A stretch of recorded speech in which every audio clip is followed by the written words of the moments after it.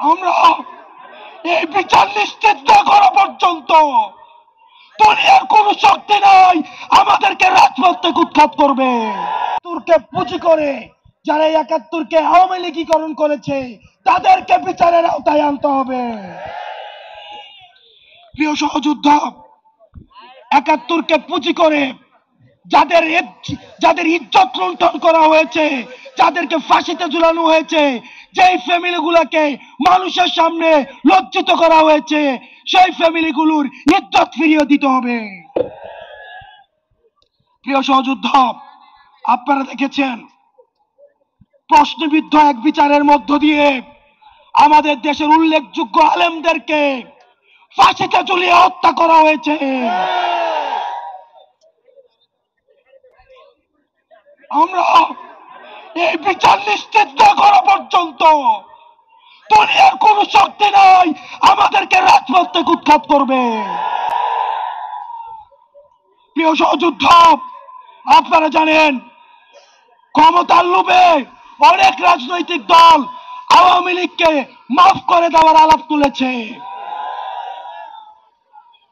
আমরা আপনাদেরকে বলতে চাই, মন্ত্রিত্বের লোভে, ক্ষমতার লোভে, সংসদে যাওয়ার লোভে আপনি যদি মনে করে থাকেন এই আহতরা রাস্তায় রক্ত দিয়েছে এবং এই রক্তের উপর, এই পিচ্ছিল রক্তের উপর দিয়ে আপনি সংসদে যাবেন, তাহলে মনে রাখবেন জাতীয় বেঈমান হিসেবে পরিচিত হবেন। যে আওয়ামী লীগ এখনো পর্যন্ত একটা সরি পর্যন্ত বলে নাই, এখনো পর্যন্ত তারা অপরাধ স্বীকার করে নাই, তাদের সাথে কিসের রিকনসিলিয়েশন?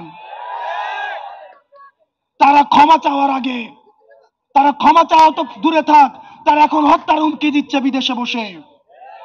কিন্তু আমরা দেখছি মুরব্বীদের মধ্যে তাদের জন্য মায়া হচ্ছে।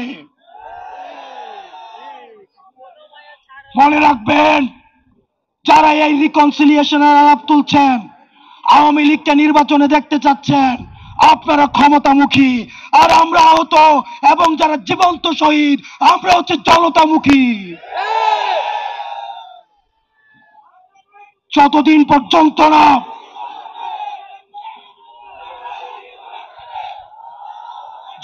পর্যন্ত না আওয়ামী লীগের বিচার নিশ্চিত হবে, ততদিন পর্যন্ত আগে বিচারের প্রশ্ন।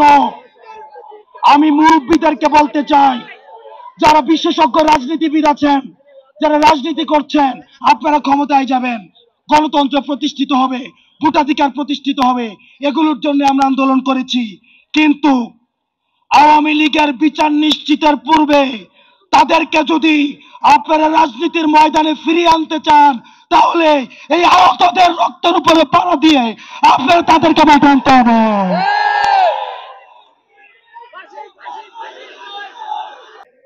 আমাদের এই পার্শ্ববর্তী দেশ এখন বাংলাদেশ ন্যায্যতার ভিত্তিতে, আমাদের ঈর্ষার ভিত্তিতে আমরা বলতে চাই ভারত জঙ্গিদেরকে এখন আশ্রয় দিচ্ছে, জঙ্গিদেরকে পৃষ্ঠপোষকতা দিচ্ছে এবং গুজরাট ভাষায় আমার দেশে সাম্প্রদায়িক সম্প্রীতির সেরা দিচ্ছে। আমরা গুজরাট ভাষাইকে বলতে চাই, আমার ভাই আবু আলিফকে দিন দুপুরে রাস্তায় ফেলে জবাই করা হয়েছে। জবাই করার পরেও আমাদের বাংলাদেশে আলেম সমাজ আমরা ধৈর্যের পরিচয় দিয়েছি। এটি হচ্ছে গণঅভ্যুত্থানের শক্তি। আমরা ভারতের কোন ষড়যন্ত্রে আমরা পাড়া দিই না। ভারত চেয়েছিল আমাদের যারা বন্ধু হিন্দু ভাই, আমাদের যারা সংখ্যালঘু রয়েছে তাদের সাথে আমরা সংঘর্ষে জড়াই, কিন্তু আমরা ভারতের কোন ষড়যন্ত্রে আমরা পা দিই না। এই বাংলাদেশে সংখ্যালঘু তারাই যারা বাংলাদেশের বিপক্ষে। আমার কোন হিন্দু ভাই সংখ্যালঘু না, আমার কোন বৌদ্ধ ভাই সংখ্যালঘু না, আমার কোন পাহাড়ি ভাই সংখ্যালঘু না, বাংলাদেশের বিপক্ষে যারা তারাই হচ্ছে সংখ্যালঘু। সুতরাং সর্বশেষ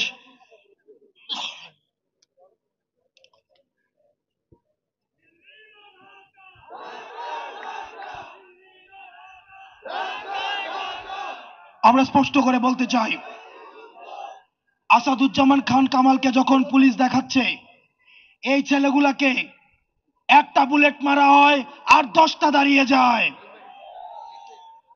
আমরা হচ্ছে সেই প্রজন্ম।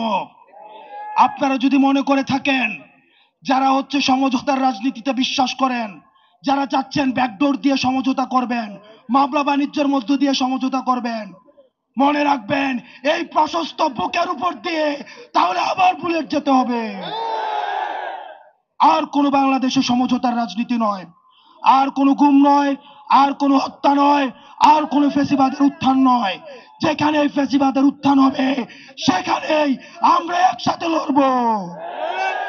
ওই আপোষ না রাজপথ, দালালি না রাজপথ, দালালি না রাজপথ, দালালি না রাজপথ, আপোষ না সংগ্রাম, আপোষ না সংগ্রাম, দালালি না রাজপথ, মাতৃভূমি অথবা মৃত্যু।